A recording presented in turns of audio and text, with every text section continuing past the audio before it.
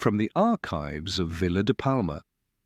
The second chapter in the history of Villa de Palma is marked not by growth, but by grief. The colony had survived its earliest years with steady success. The soil was fertile, the waters rich with fish. The central plaza had become a source of order and identity. Yet no settlement in the New World was free from misfortune for long. In the year 1629, a fever swept through the region. It began inland, among the smaller homesteads and fields. Some believed it arrived by ship. Others blamed the stagnant marshes near the coast. Whatever its origin, the outcome was devastating. Dozens died within the first month. Entire families were buried together, their names lost to time. The town's small chapel could no longer contain the dead. A burial ground was hastily expanded beyond the edge of the village. Locals came to call it the Field of Sorrows. Beside it stood a modest church.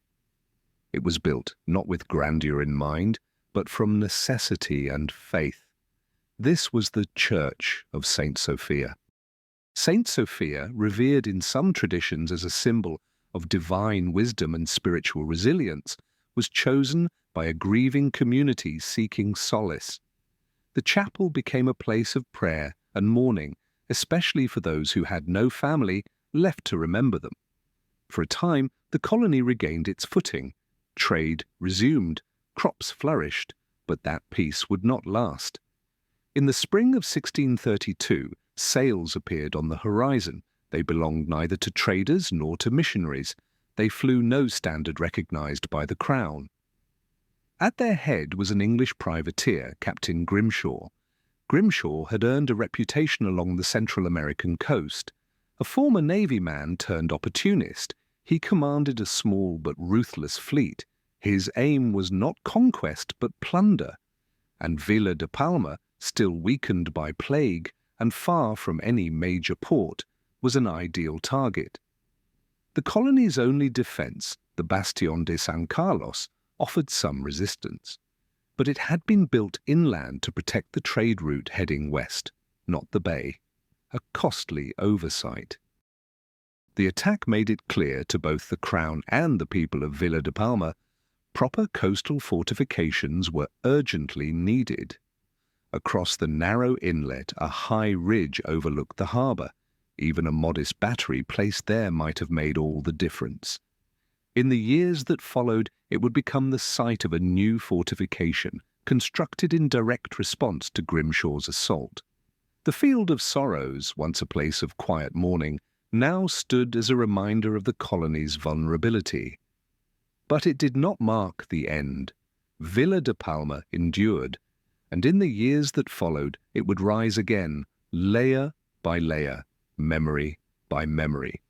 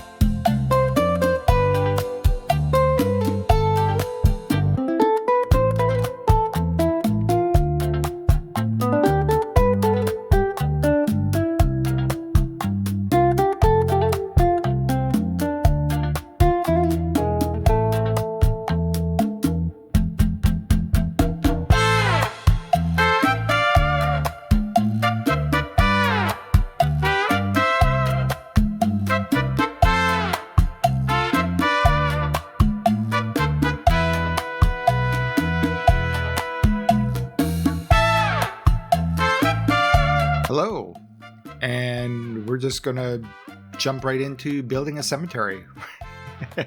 This episode is essentially the second half of the first episode. I had to cut that one a bit short. I started building this cemetery. It didn't seem to fit in the first episode, so we're going to start working on it right now. The reason why I'm building a cemetery here is I'm trying to think about our region in a historical fashion, and probably the best way to work here is to put the oldest historical features in first and then build around them. This cemetery is probably one of the older areas of the original colony, so it has to go in first. It's also going to use as what I've been finding is my North American centric brain seems to be wanting this to take over the street layout and all the construction, and I have to get past that. So I thought putting in a feature that it would be extremely uncommon in a North American city, unless you're like in the extreme far south of the United States. Cemeteries like this don't exist. So I thought this might be a good way to just jumpstart my brain to get around this issue.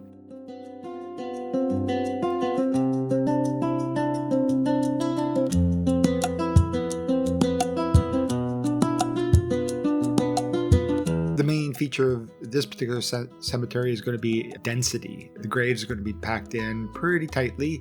To be honest, I probably could have packed them in a little tighter than I have here, but I think overall, I think it sells the idea.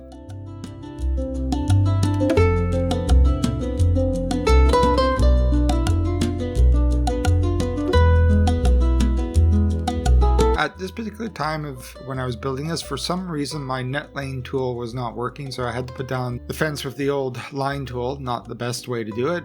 I'll come back in here and edit it once I get the net lanes sorted out.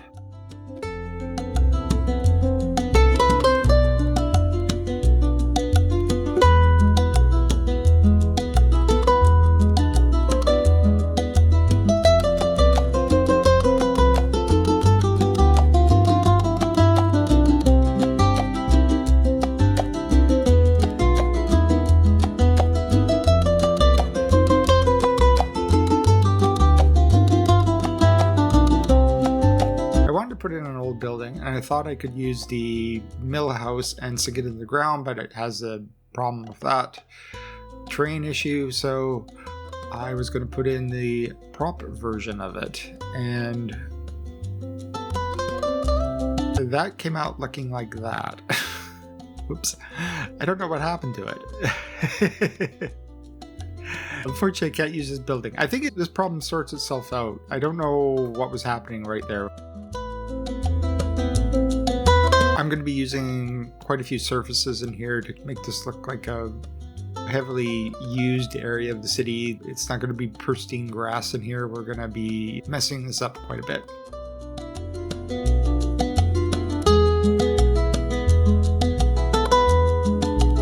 Adding all these layers is fairly time consuming, but the end results are always worth it. It always looks so much better.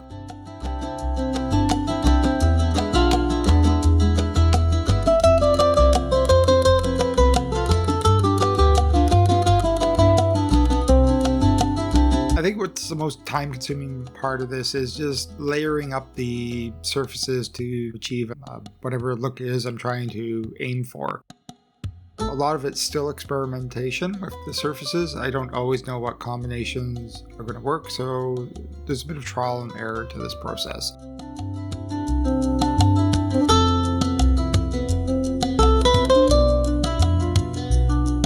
Now, even though the cemetery is probably one of the older areas in the city, the area around it is going to be fairly new. This is going to be one of the poorer parts of the city. I'm having a little bit of issues trying to really get the feel of this place with the transition from a very trendy, popular tourist destination to within a few blocks degrading into probably one of the worst slums in the entire city.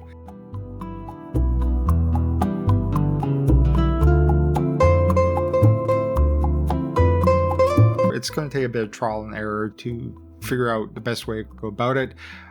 Because I'm still in the beginning stages of the build, I'm having some issues. It will appear to be like a fully complete modern part of the town, but there's nothing connecting it to anywhere else in the city.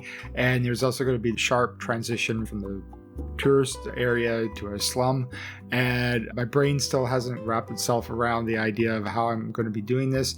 Also, I'm still going through the assets in the game and seeing what it is I can actually use to achieve some of these effects.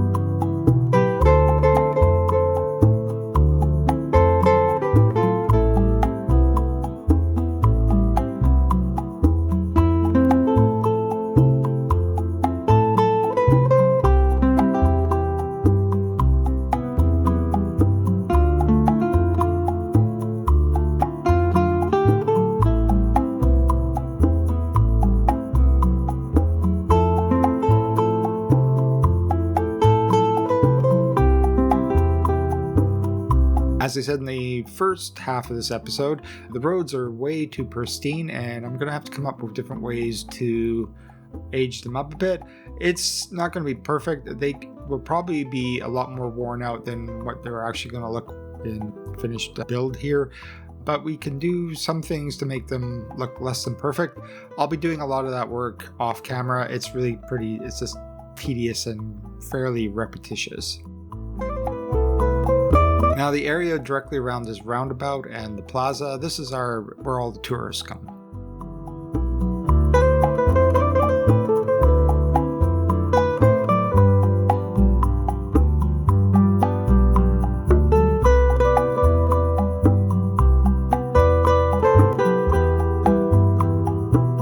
Another problem I'm having with this first part of the build is my brain is like trying to go in 5 directions all at once. I'm trying to figure out several different problems all at the same time.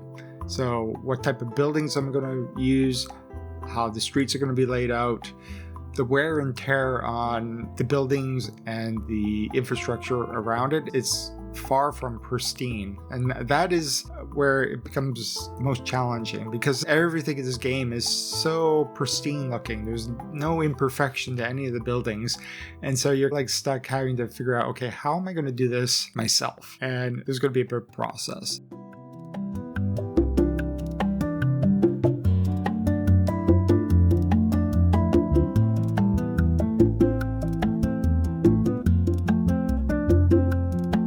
Also, the buildings need to be recolored, and that's going to be another kind of off-camera thing I'm going to be working on behind the scenes, because it'll take some time to go through all the buildings and figure out appropriate colors. The color palette for buildings in this part of the world is a lot more vibrant than I'm accustomed to, so that's something else I have to come to terms with, that yeah, I can dial up the color on things a little bit, but at the same time, because of the climate, because of the humidity and how that just wears and everything, I also have to make some effort to make everything look a little more worn down, that's not going to be I'm not going to be able to find a perfect solution to that. It's going to be strategic where I do that sort of detailing, and I'm still figuring out exactly how I'm going to go about it. Also, which is pretty common for me, I just jump around all over the place. I really got to break that habit, because in videos, I'm just jumping from one thing to another and then back and forth. A little more consistency here would probably make this a little easier to follow. But it's just how my brain works. As I say, this cemetery I'm working on right now, I do the initial thing, and then I go away, do something else, and think about it for a while, and then think, oh wait, I can add more things to it, or more surfaces, and dial it up even more. So it's this back and forth process.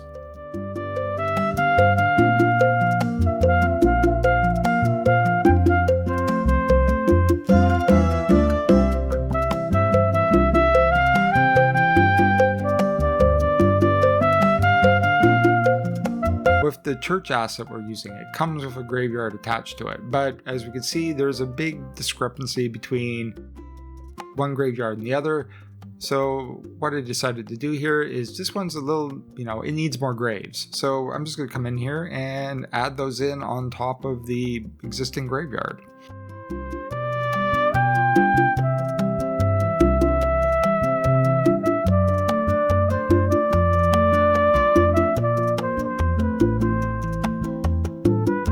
Unfortunately, I couldn't quite get the spacing between the graves quite right with the line tool, so I have to come in here and do it by hand.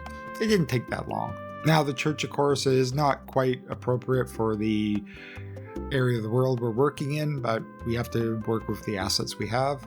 And I'm using this because I really want the graveyard that's attached to it for death care. So we'll make the best of it.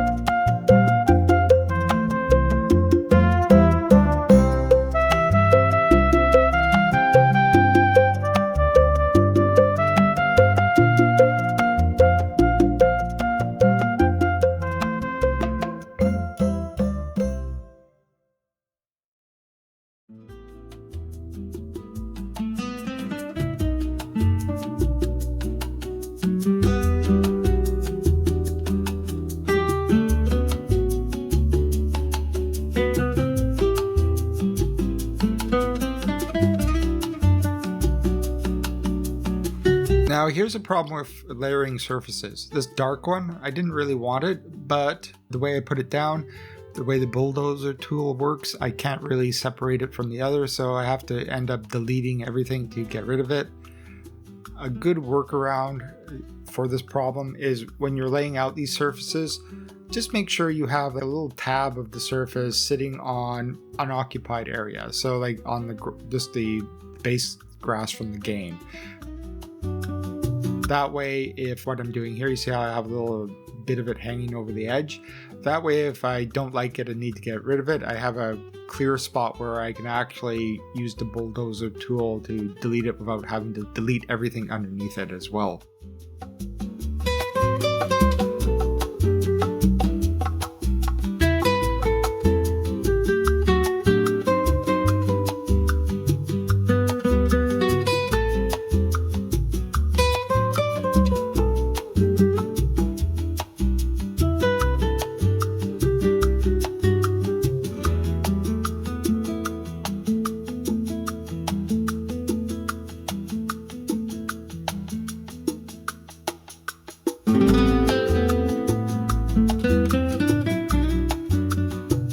Of course, we're still in the very early stages of the build, so I'm still building out some infrastructure for the city.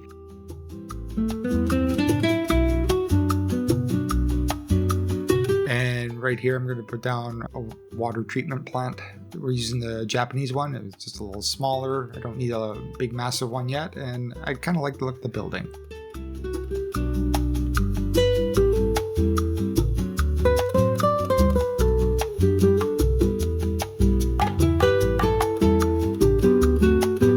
I'm also going through the other assets in the game. Some of the assets I didn't really take a close look at when I was building out Owen's Bay. And a lot of Chinese assets I didn't really think about too much. Some of them I think are passable, like these ones here. I think these will work really well. The age of the buildings, essentially. The biggest issue with these is I can't recolor them. Those buildings with a little more vibrant color on them would be perfect. Also, some of these sorts of Chinese assets will probably fit in okay as well.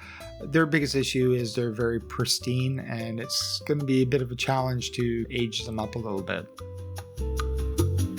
I'm also just going to be mixing in like straight up industrial right into the neighborhoods as well. Like I said, this is a poor area, and the land use is it's just all over the place. There is no real division between residential, commercial, and industrial. I have to wrap my head around that and add some of that as well.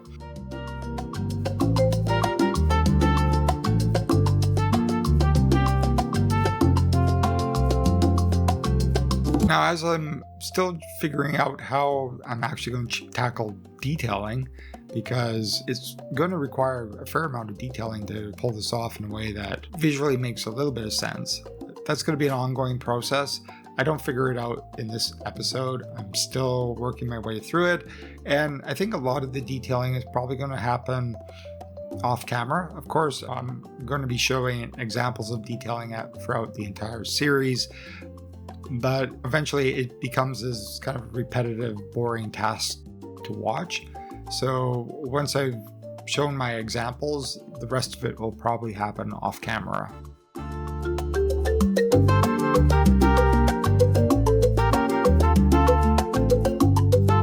My most useful tool for this is going to be surfaces and decals.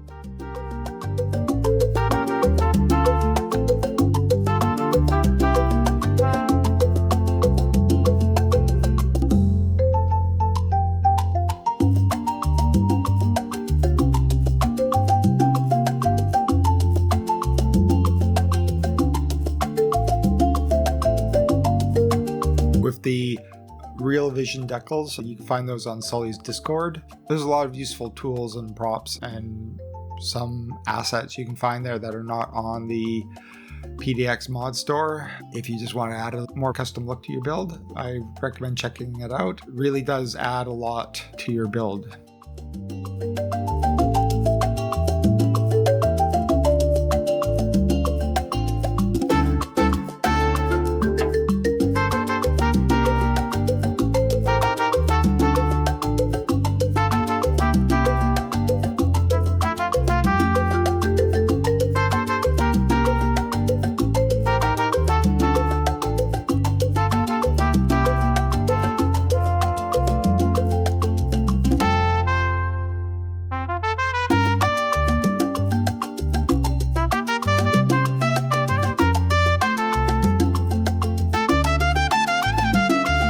And once again, a lot of experimentation here with the surfaces, trying to figure out how to mix and match them to get interesting effects that look good from a bit of a distance.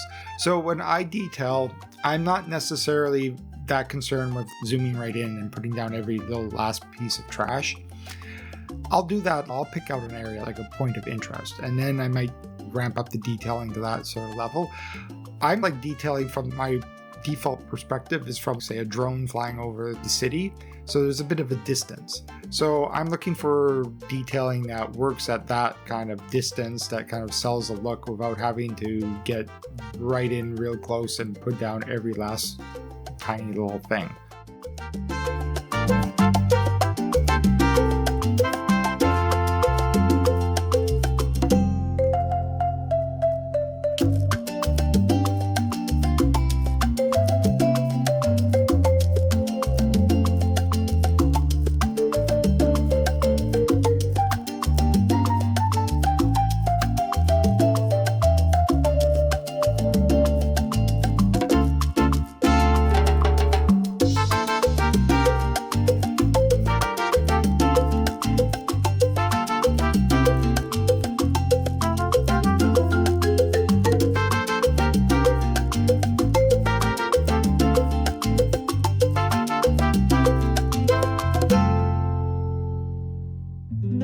For trying to detail buildings so they have a little more wear and tear, I'm playing around with some of the stains.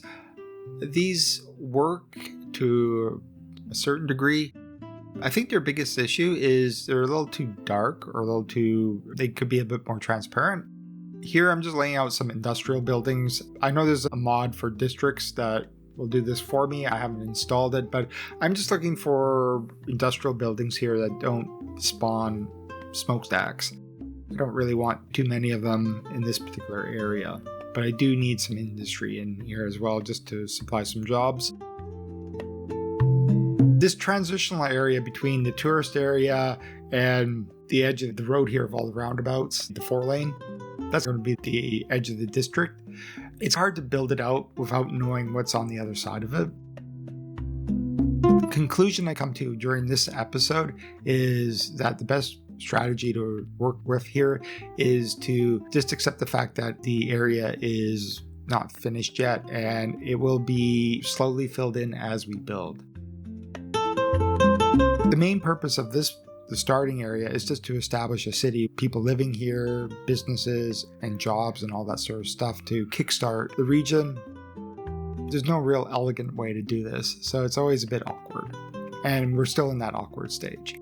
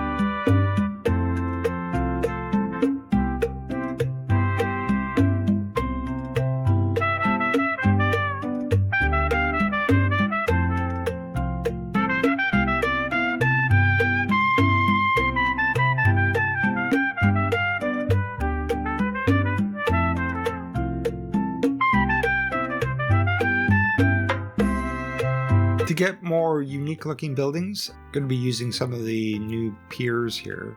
They're great, I love them, but I think for this build, their biggest issue is there's no way to make them look a little more run down. So they're going to look rather pristine compared to the area of town they actually are in.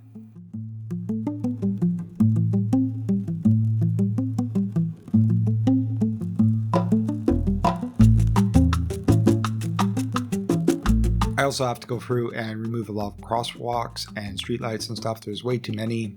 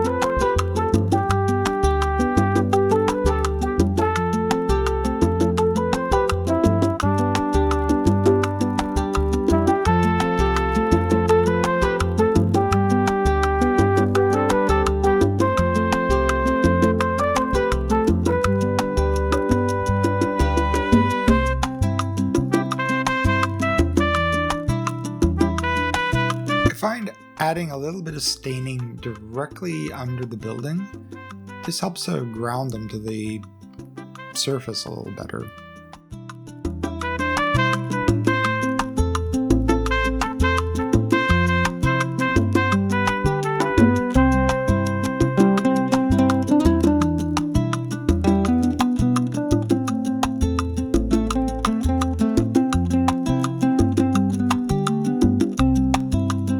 Also, we have decals that we can use on the walls to give them a bit more of an aged appearance.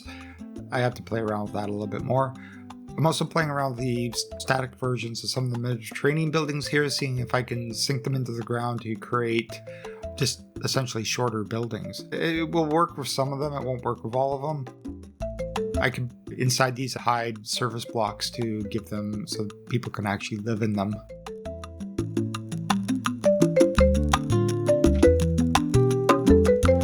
Another thing I have to experiment a lot with is just splicing buildings together to create essentially new buildings. This is going to be an ongoing process. I don't figure it all out in one episode, and that's what this series is going to be about. I'm figuring out how to build this throughout this series. I'm dealing with a part of the world I'm not that familiar with, and I picked it exactly for that reason. I want a bit of a creative challenge. I'm not going to figure it all out in the first episode. So you get to watch the process here, so to speak.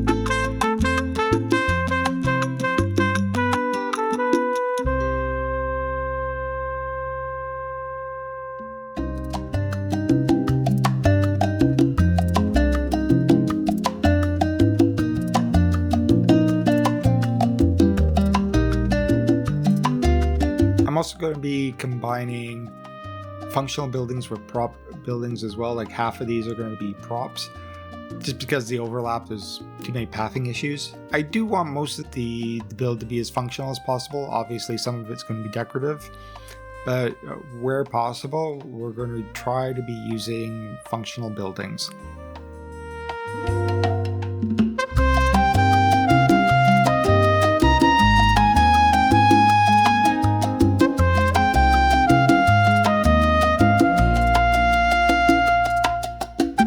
It's great that we can recolor the buildings. The only thing I would wish for in the future, and it's probably the reason this is because recolor wasn't a thing until after the release, but there's no real consistency in how buildings recolor, so it's a bit of a guessing game sometimes. It'd be great if in the future that gets sorted out so it's easier to figure out. I'm going to be using a lot of the areas behind the buildings here as experiments for surfaces and such to figure out what works, what doesn't. So sometimes it'll look really good, other times it might not look so great, but that's part of the process to figure out how these things all fit together, what are effective combinations of decals and surfaces, and what just doesn't work at all.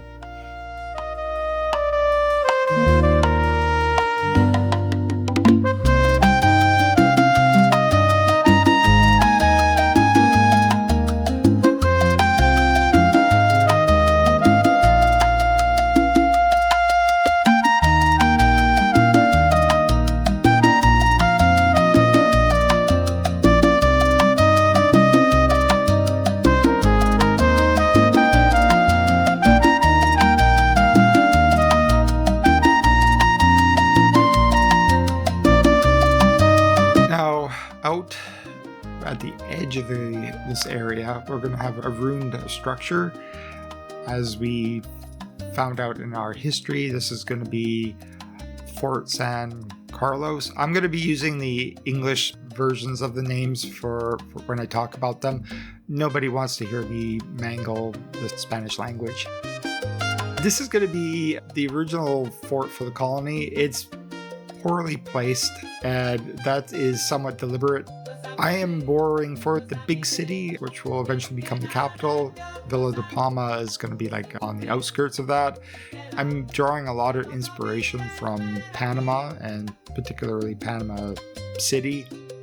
And this is actually a historical part of that city. The original colony was destroyed by pirates. In fact, it was destroyed by the pirate Captain Morgan. And yeah, if that name sounds familiar to you, yeah, it's that pirate we're talking about.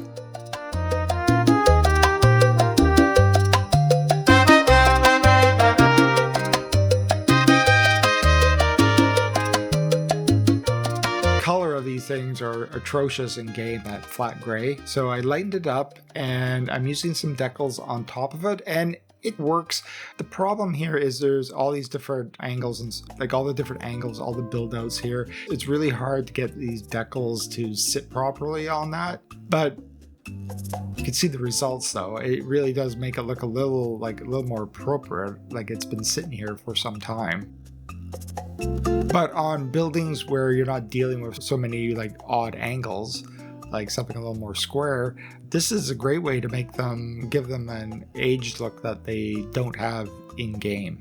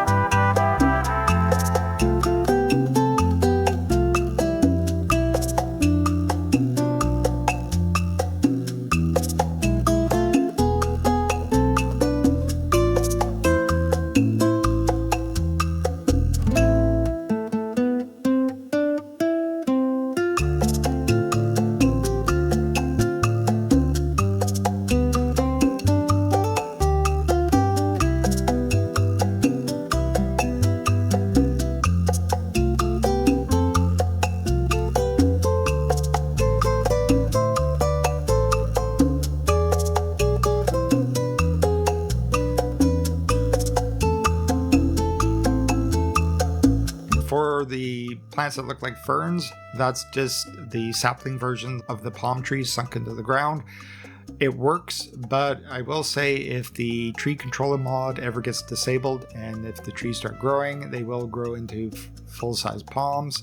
So just keep that in mind. It's rather annoying when it happens, but it looks so good.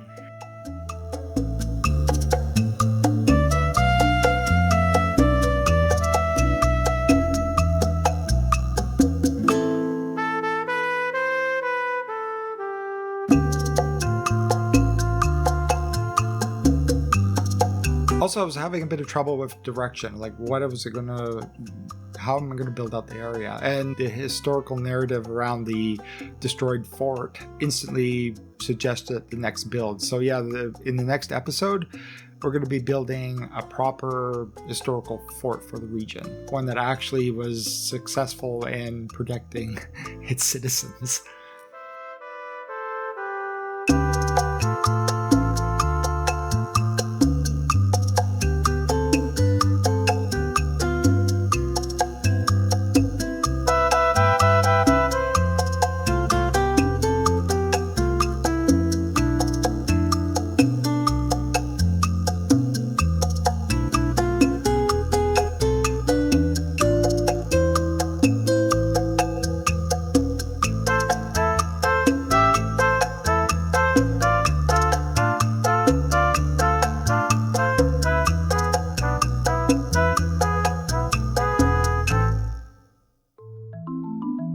I'm not sure exactly how appropriate some of these higher buildings along the waterfront are, so they might be removed in the future as I think about it.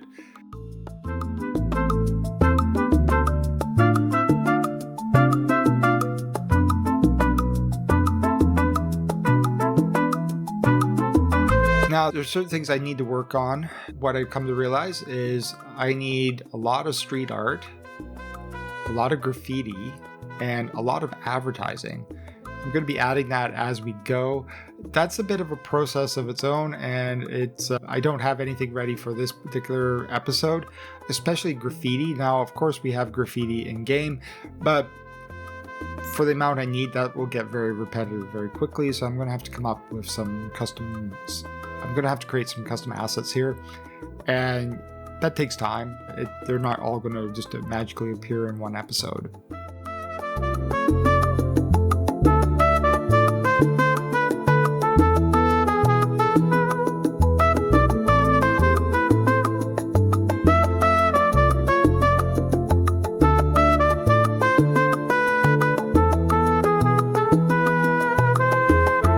real vision decals, they can be a bit overpowering and don't stack very well. But if you just sink them into the ground, like you can see the measurements down there, I think like 0.3, 0.4 meters, all of a sudden they blend much better.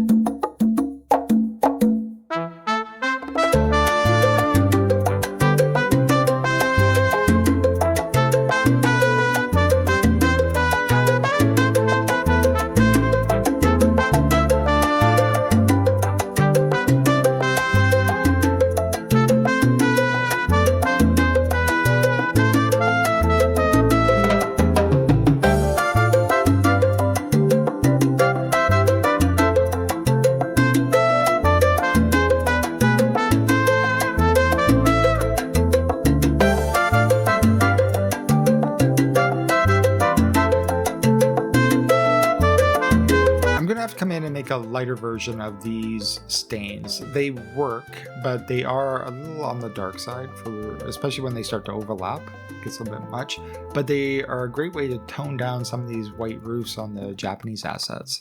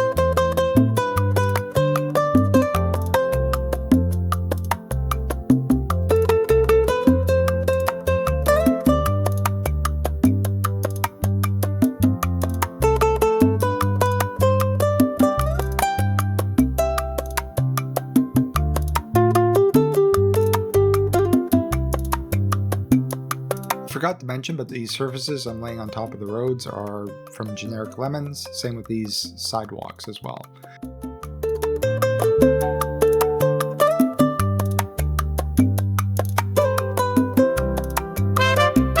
I'm going to add a prop version or a static version of the rune here.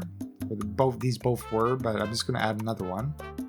And we're going to extend the rune a little bit. The great thing is I can sink this into the ground, so it looks like just more rune buildings, but it doesn't necessarily look like the exact same building. And I'm turning this into essentially a bit of a tourist attraction. Just one of these rune buildings. It's not like a major attraction or anything. It's in a very inconvenient part of town, so it's not where a lot of tourists want to go, but it's still a part of the history. So we're going to try to treat it as such.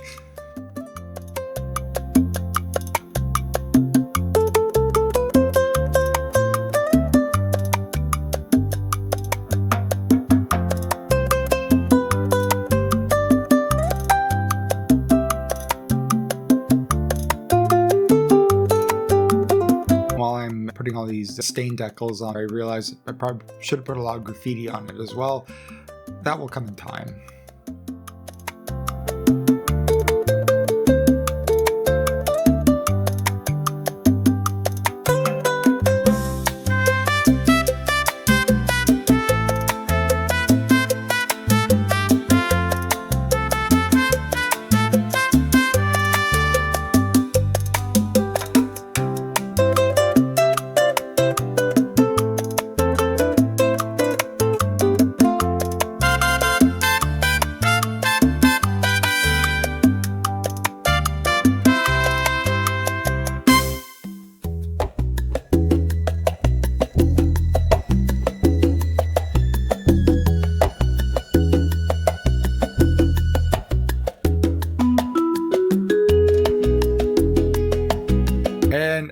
what I'm going to do for some of these awkward areas in here, this is not a great part of town. The land values here are probably non-existent. So there's going to be a lot of empty lots and a lot of ruined buildings throughout this entire area. I will be adding that as we go as well.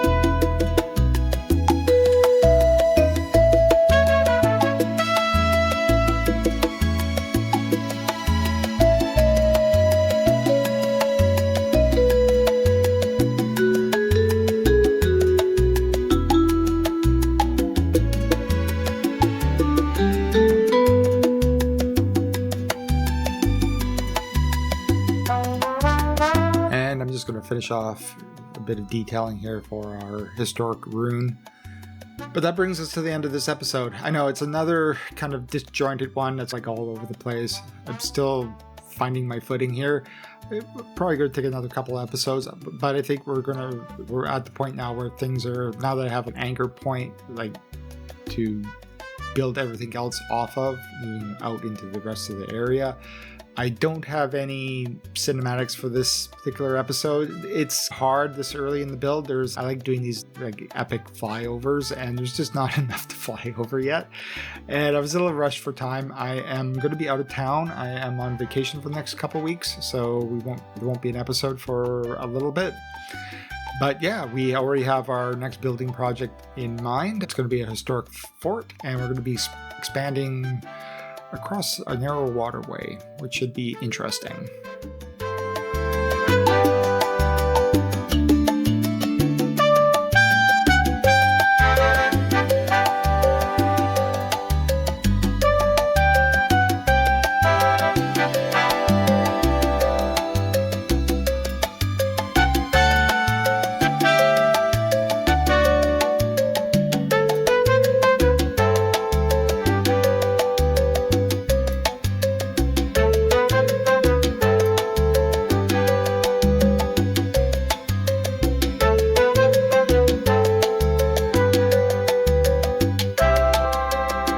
My name is Gives.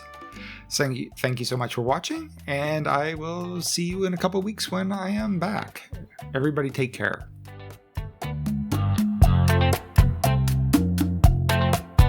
And I just forgot. I gotta get this out of the way, otherwise I keep forgetting like naming everything. I'm incredibly bad at this. So we're just gonna add this in right now, otherwise I'll forget about it, or it'll be weeks down the road, and then it'll just become this really annoying thing to have to do. So obviously our founding town is going to be right here. The borders of it might change a little bit as we move forward, but for the sake of getting things started, we're going to decide that this area here is going to be Villa de Palma.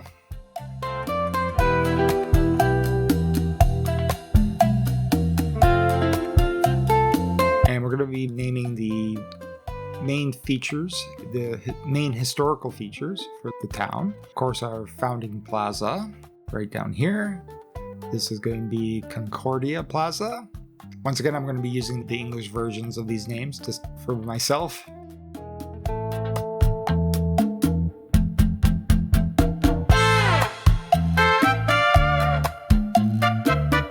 The original church is going to be the Church of Saint Teresa.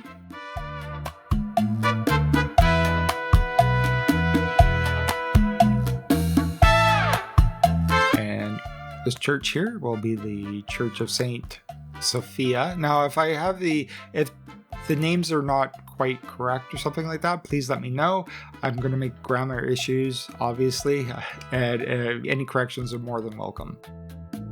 For our cemetery, this is going to be, I don't know what the official name of the cemetery is, but the nickname is going to be the Field of Sorrows.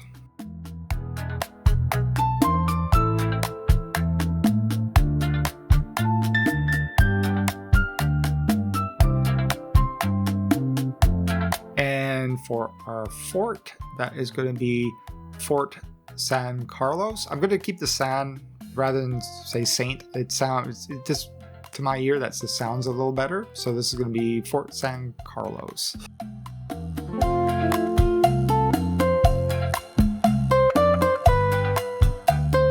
Anyway, okay, there we go. That's the end. Everybody, I'll see you later. Bye.